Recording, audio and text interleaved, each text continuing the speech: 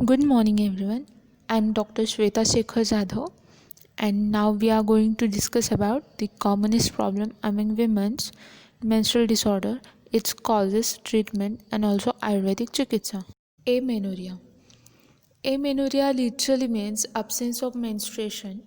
Overall prevalence of pathological amenorrhea is about 3 to 4%. Now we see the clinical types. This will help clinicians to sort out the clinico-pathological entity. The types are physiological and pathological.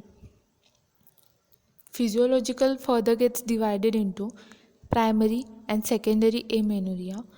In primary, before puberty, and in secondary, during pregnancy, during lactation, and following menopause.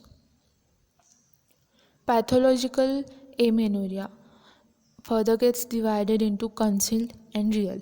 In concealed, congenital and acquired causes are there, and in real, further gets divided into primary and secondary amenorrhea. Now, we see the causes of physiological amenorrhea. In primary amenorrhea, before puberty, the estrogen levels are not sufficient enough to cause bleeding from endometrium, and the causes pituitary gonadotropins are not adequate enough to stimulate the ovarian follicles for effective steroidogenesis. In secondary amenorrhea, during pregnancy, the large amount of estrogen and chorionic gonadotropins secreted from trophoblast suppresses the pituitary gonadotropins, hence there is no maturation of ovarian follicles. Second one is during lactation. High level of prolactin is there, and hence it inhibits the ovarian response to FSH, and hence there is no follicular growth and hypoestrogenic state, and hence there is no menstruation. And during following menopause, no more responsive follicles are available in ovaries for gonadotropins to act. Hence, as a result, there is cessation of estrogen production from the ovaries with the elevation of pituitary gonadotropins. Now we see the pathological amenorrhea. First one is concealed or cryptomenorrhea. In cryptomenorrhea, there is periodic shedding of endometrium and bleeding also, but the menstrual blood fails to come out from the genital tract due to obstruction in the passage. Causes are congenital and acquired. In congenital, imperforate hymen, transverse vaginal septum, atresia of upper one third of the vagina, and cervix. Acquired causes are stenosis of cervix due to deep cauterization, amputation, and conization. Second one is secondary vaginal atresia following neglected and difficult vaginal delivery, and this will be managed by cruciate incision of hymen and drainage of blood. And second is dilatation of cervix in stenosis. Now the second type is real or true pathological amenorrhea. In this primary amenorrhea, a young girl who has not yet menstruated by her 16 years of age is having primary amenorrhea rather than delayed menarche. And now we see the causes of primary amenorrhea. First, due to the hypogonadotropic and hypogonadism, causes are delayed puberty, hypothalamic and pituitary dysfunction, and Kalamin syndrome, and CNS tumors. And further, due to dysfunction of thyroid and adrenal cortex, the causes are adrenogenital syndrome and cretinism. And next one is congenital unresponsive endometrium. Another causes are due to hypergonadotropic hypogonadism. In this, primary ovarian failure, resistant ovarian syndrome, and galactosemia. Another causes are due to abnormal chromosomal patterns, and these reasons are Turner syndrome, androgen insensitivity syndrome, partial deletions of X chromosome, and the various mosaic status of 45X. And also due to developmental defect of genital tract. In this, Mullerian agencies imperforate hymen and the transverse vaginal septum and complete absence of vagina.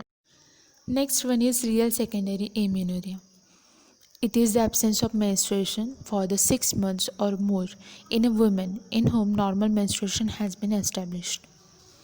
Now we see the common causes of secondary amenorrhea. In uterine factors, due to destruction of endometrium or inhibition of ovarian function by tubercular toxin, it causes tubercular endometritis. And another reason is Asherman syndrome. Ovarian factors are PCOD, and in this, a state of hyperandrogenism produces amenorrhea by its antiestrogenic action. Another, due to absence of follicle or accelerated rate of depletion of follicles in ovaries, it causes premature ovarian failure. And the obesity is also the main reason for amenorrhea. Pituitary factors are adenoma, Cushing disease, and in this, microadenoma usually associated with hyperprolactinemia. It either inhibits ovarian steroidogenesis directly or inhibits pituitary gonadotropin release. Another pituitary factors are Sheehan syndrome, adrenal tumor, or hyperplasia. In thyroid factors, hypothyroidism state is another main reason for amenorrhea.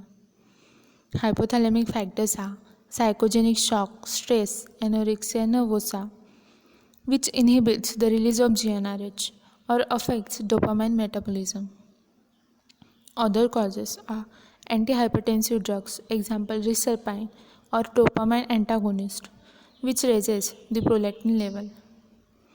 Psychotropic drugs are phenothiazine derivatives, which are also dopamine receptor blocking agents, which raises the prolactin level. And contraceptive pills, post-pill amenorrhea, which suppresses the release of GnRH. Now we see the treatment of amenorrhea. Identification of underlying cause is of prime importance. Advise USG to confirm that there is no congenital abnormality of uterus and ovaries. Puberty may be induced using oral estrogen and progestin therapy when there is severe delay.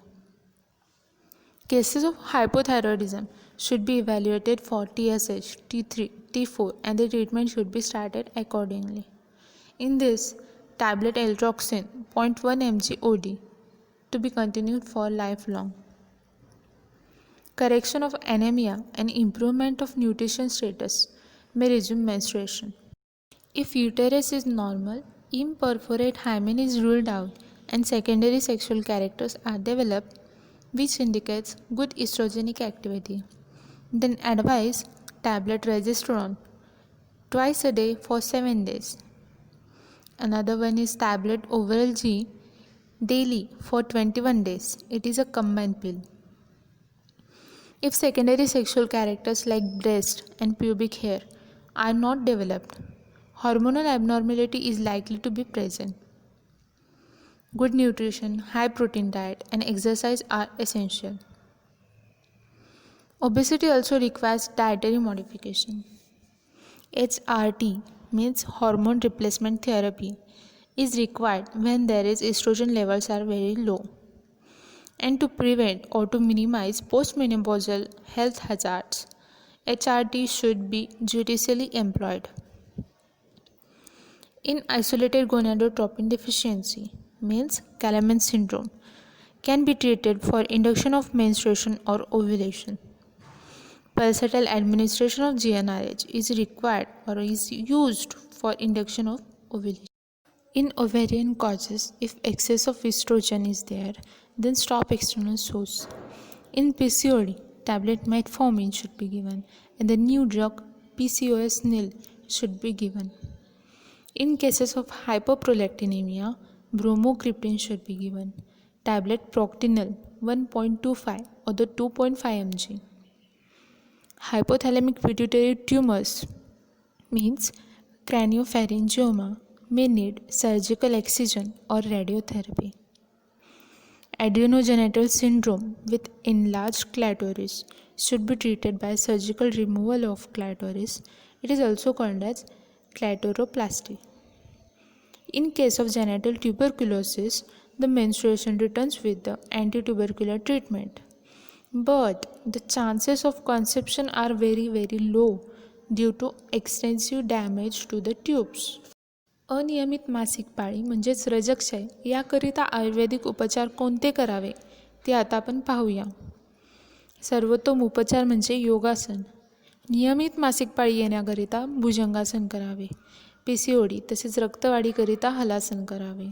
Thyroid प्रजनन संस्थेकरिता उष्ट्रासन, गोमुखासन, सेतुबंधासन आणि शशांकासन करावे. औषधी रसायन त्रिवंग भस्म, वसंतकुसुमाकर, चंद्रप्रभावटी, मकरध्वज, वृक्षवटी, फलघृत, च्यवनप्राश यांचा वापर करावा. रजोवर्धनासाठी मासे, कुळीथ, गोमूत्र, शुक्त, तीळ, मध आणि कांजी यांचा आहारामध्ये वापर करावा. गर्भाशय लहान किंवा शुष्क असेल तर अश्वगंधा, भुईकोहळा, माशपर्णी आणि यष्टीमधुसिद्ध क्षीरपाक घेणे. PCOD करिता औषधी त्रिफळा गोकुळ, कुमारी आस आणि आरोग्यवैद्य वटी. मार्गावरोधजन्य रजक्षीणता असेल तर शोधन आणि लेखन कर्माची आवश्यकता असते. यासाठी शिलाजतू, गुगुळकल्प, ताम्रभस्म, लोहभस्म, वत्सनाप इत्यादी द्रव्यांनी युक्त कल्प यांचे प्रयोजन करावे. अवयवपोषणार्थ द्रव्य शतावरी, अश्वगंधा, भुईकोहळा, यष्टीमधू इत्यादी द्रव्ये सिद्धजीवनीय आणि बृहणीय अशी द्रव्ये यांचा क्षीरपाक, स्नेहपाकचूर्ण किंवा क्वाथ अशा स्वरूपात घेणे. आहार यामध्ये दूध, तूप, अंडी, लसूण, उडीद, हुलगे आणि मांसरस यांचा उपयोग करावा. पौष्टिक आहारामध्ये बदाम, गोडंबी आणि पिस्ते यांचा उपयोग करावा. विहार शक्तीप्रमाणे चालण्याचा व्यायाम हा सर्वोत्तम उपचार आहे.